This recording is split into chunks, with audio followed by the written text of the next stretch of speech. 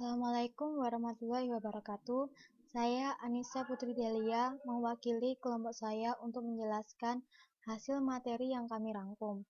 Berikut nama-nama kelompok kami.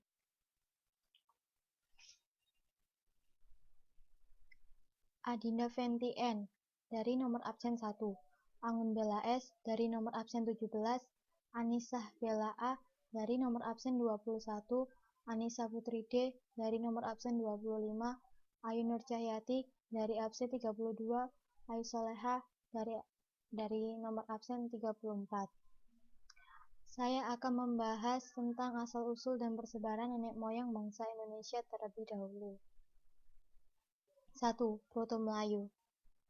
Tersebar dari Madagaskar sampai pulau-pulau paling timur di Pasifik. Datang dari Cina Selatan dengan ciri-ciri: 1. Rambut lurus, 2. Kulit kuning kecoklat-coklatan, 3. Bermata sipit. Mereka mula-mula menempati pantai-pantai Sumatera Utara, Kalimantan Barat, Sulawesi Barat, dan membawa peradaban batu di kepulauan Indonesia, kemudian menjadi suku Batak, Dayak, Toraja, Alas, dan Gayo. 2. Deutero Melayu merupakan sebuah ras yang datang dari Indochina Utara. Mereka seringkali disebut juga dengan orang-orang Nongson. Memiliki ciri-ciri mempunyai keahlian mengerjakan logam dengan sempurna, misalnya kapak persegi panjang. Perpindahan ras Deutero juga menggunakan jalur pelayaran laut. 3. Melanesoid. Kedatangan ras ini di Papua berawal saat zaman es terakhir, yaitu 70.000 tahun sebelum Masehi. Bangsa Melanesoid saat itu mencapai 100.000 jiwa. Peradaban Melanesoid dikenal sebagai Paleotikum. Asal mula Melanesoid yaitu Proto-Melanesia, merupakan penduduk pribumi di Jawa. Mereka adalah manusia wajak yang tersebar ke timur menduduki Papua. Di Papua, manusia wajak hidup berkelompok. Mereka hidup dengan menangkap ikan dan meramu tumbuh-tumbuhan dan berburu di hutan. Percampuran bangsa Melayu dengan Melanesoid menghasilkan keturunan Melanesoid Melayu. 4. Negrito dan Wedit. Sebutan Negrito ini diberikan oleh bangsa Spanyol karena mereka berkulit hitam, mirip dengan orang-orang Negro di Afrika. Wedit artinya jenis Weda yang terdapat di Pulau Ceylon atau Sri Lanka dengan ciri-ciri kepala mesocepal dan letak mata yang dalam, sehingga nampak seperti berang dengan kulit coklat tua dan tinggi rata-rata laki-lakinya 155 cm. Corak kehidupan masyarakat masa pra-aksara. 1. Pola hunian. Dalam buku Indonesia dalam Arus Sejarah memperlihatkan dua karakter khas hunian purba, yaitu 1. Kedekatan dengan sumber air, 2. Kehidupan di alam terbuka. Pola hunian dapat dilihat dari letak geografis, misalnya situs purba sepanjang aliran Bengawan Solo, Sangiran, Sambung Macan, Ternil, Ngawi, dan Ngadong. 2. Dari berburu, meramu, sampai bercocok tanam. Masa ini sering disebut dengan food gathering, yaitu mengumpulkan dan menyeleksi makanan karena belum dapat mengusahakan jenis tanaman untuk dijadikan bahan makanan. Peralihan zaman Mesolitikum ke Neolitikum menandakan adanya kebudayaan food producing dengan Homo sapiens sebagai pendukungnya. Food producing yaitu mengumpulkan makanan tetapi mencoba memproduksi makanan dengan menanam. Kegiatan manusia bercocok tanam terus mengalami perkembangan. Peralatan pokoknya jenis kapak persegi dan kapak lonjong. Dengan dibukanya lahan dan tersedianya air, maka terjadilah persawahan untuk bertani pada tahun. 3. Sistem kepercayaan. Nenek moyang kita percaya pada kekuatan lain yang maha kuat di luar dirinya. Perwujudan kepercayaannya dituangkan dalam berbagai bentuk, diantaranya karya seni. Sebelum meninggal, manusia menyiapkan dirinya dengan membuat berbagai bekal kubur. Dengan jumlah tempat penguburan yang menghasilkan karya seni cukup bagus, pada masa sekarang, yang dikenal sebagai dolmen, sarkofagus, menhir, dan lain-lain. 4. Perkembangan teknologi. Teknologi waktu itu bermula dari teknologi bebatuan yang digunakan sebagai alat pemenuh kebutuhan. Pada zaman ini, berkembang dalam kurun waktu yang begitu panjang.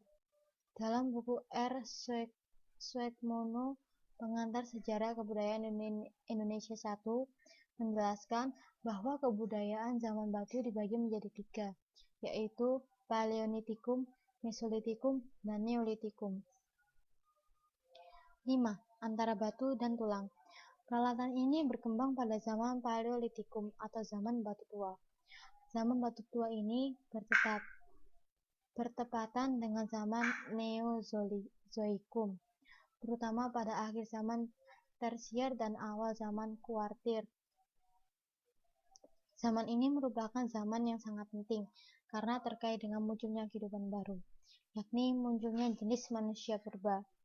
Dikatakan zaman batu tua karena hasil kebudayaan terbuat dari batu yang relatif masih sederhana dan kasar. A. Kebudayaan Pacitan. Von Koengwald dalam penelitiannya pada tahun 1935 telah menemukan beberapa hasil teknologi bebatuan atau alat-alat dari batu di Sungai Baksoka dekat Punung. Alat batu itu masih kasar dan bentuk ujungnya agak runcing, tergantung kegunaannya. Alat ini sering disebut dengan kapak genggam atau kapak perimbas. Digunakan untuk menusuk binatang atau menggali tanah saat mencari umbi-umbian. Di Pacitan juga ditemukan alat batu yang disebut dengan chopper sebagai alat penetak, dan juga ditemukan alat-alat serpih.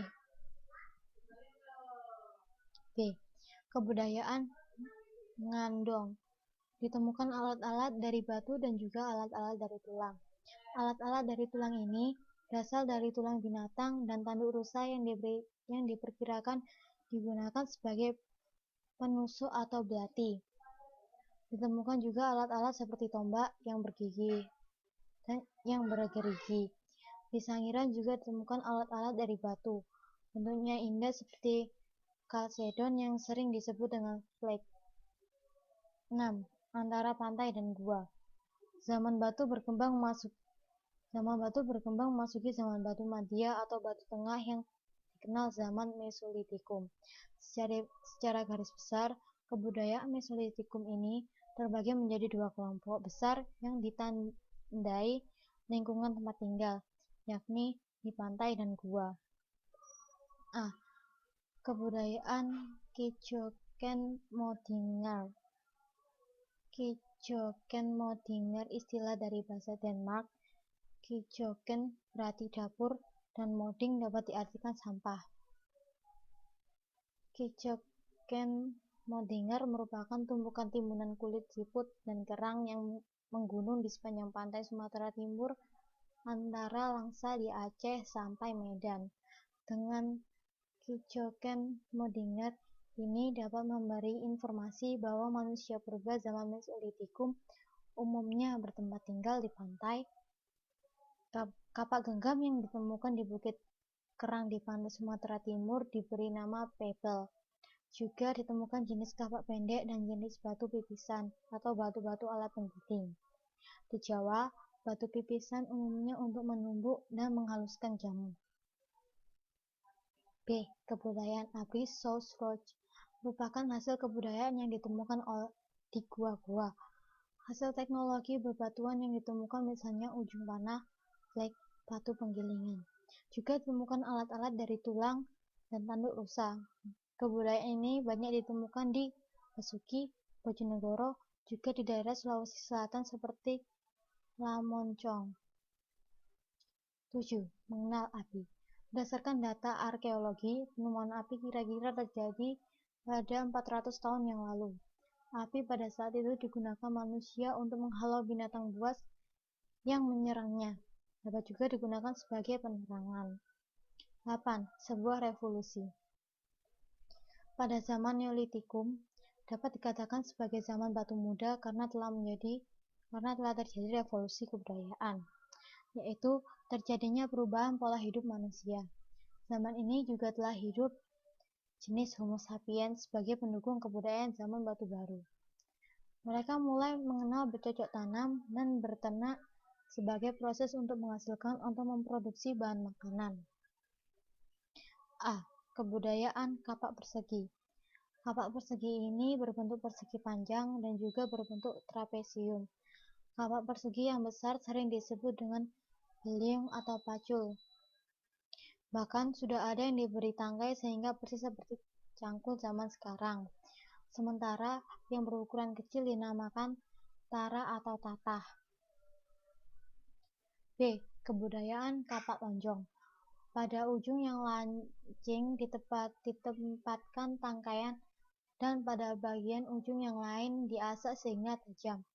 Kapak yang ukuran besar sering disebut Walzen Bale dan yang kecil dinamakan Klein Bale. Pada zaman Neolitikum, di samping berkembangnya jenis kapak batu juga ditemukan barang-barang perhiasan seperti gelang dari batu, juga alat-alat gerabah atau tembikar. Manusia purba waktu itu sudah memiliki pengetahuan tentang kualitas bebatuan untuk peralatan. Penemuan dari berbagai situs menunjukkan bahwa yang paling sering dipergunakan adalah jenis batuan kerisikan seperti gamping kerisikan, tufa kerisikan, kalsedon, dan jasper. Selain keras, sifatnya yang retas dengan pecahan yang cenderung tajam dan tipis, sehingga memudahkan pekerjaan. C. Perkembangan zaman logam. Dikenal sebagai masa perundakian. Zaman logam di Kepulauan Indonesia agak berbeda bila dibandingkan dengan yang ada di Eropa. Di Eropa, logam ini mengalami 3 fase: zaman tembaga, perunggu, dan besi. Di Kepulauan Indonesia hanya mengalami zaman perunggu dan besi. 9. Konsep ruang pada hunian atau arsitektur. Tindakan untuk membuat tanda pada suatu tempat itu dapat dikatakan sebagai bentuk awal dari arsitektur. Bentuk arsitektur pada masa praaksara dapat dilihat dari tempat hunian manusia pada saat itu. Dari pola mata pencaharian, manusia yang sudah mengenal berburu dan melakukan pertanian sederhana dengan landing berpindah memungkinkan adanya pola pemukiman yang telah menetap. Gambar-gambar dinding goa tidak hanya mencerminkan kehidupan sehari-hari, tetapi juga kehidupan spiritual. Sekian dari materi yang saya jelaskan. Wassalamualaikum warahmatullahi wabarakatuh.